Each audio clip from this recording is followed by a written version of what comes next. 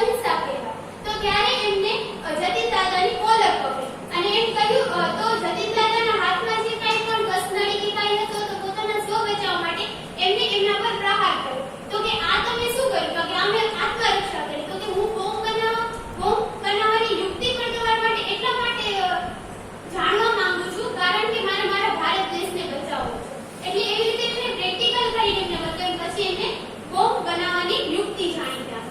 પછી જલિયાવાલા કાંડ તમને ખબર હોય તો હત્યાકાંડ. તો ત્યારે એમની ઉંમર ફક્ત કંઈક 12 વર્ષની આસપાસ હતી. તેઓ સ્કૂલથી ગયા અને એમના મનમાં ત્યારે પણ દેશભક્તિ એટલી જ હતી. એના પપ્પા અને એમના કાકા જ્યારે એમનો જન્મ થયો ને ત્યારે જેલમાં હતા અને છૂટ્યા. તો એમના દાદીએ એમનું નામ ભગો રાખ્યું. ભગો કે તો કે ભાગ્યવાન. એક ભાષામાં ભાગ્યવાન એટલે ભગો ભગા એમ. તો ત્યાર પછી એમનું નામ ભગતસિંહ પડ્યું. એટલે આપણામાં કહે કે દાદીઓને બહુ એવી માન્યતા હોય કે આ નસીબદાર આવે તો આનું નામ નસીબદારી રીતે એવી રીતે રાખીએ. પહેલેથી એમ આપણા લાડુ બાવાના નામ હોય તો એમનું નામ એવી રીતે પડ્યું છે.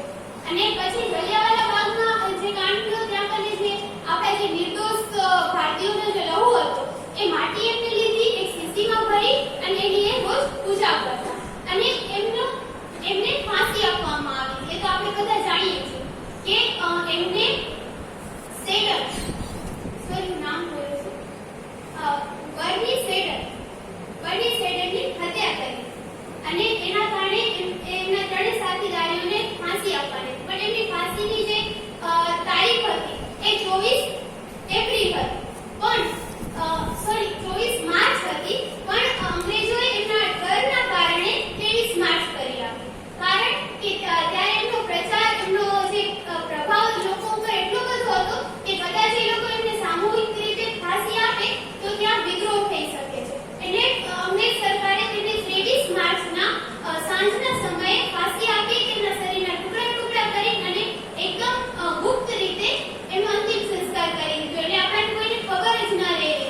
એટલે એ વ્યક્તિ જીવતા હતા તો પણ અંગ્રેજોની આંખોમાં ફટતા હતા અને એમને ફાંસી આપવાની હતી છતાં પણ અંગ્રેજોની આંખોમાં ફટતા હતા. એટલે જીવીએ ઓછું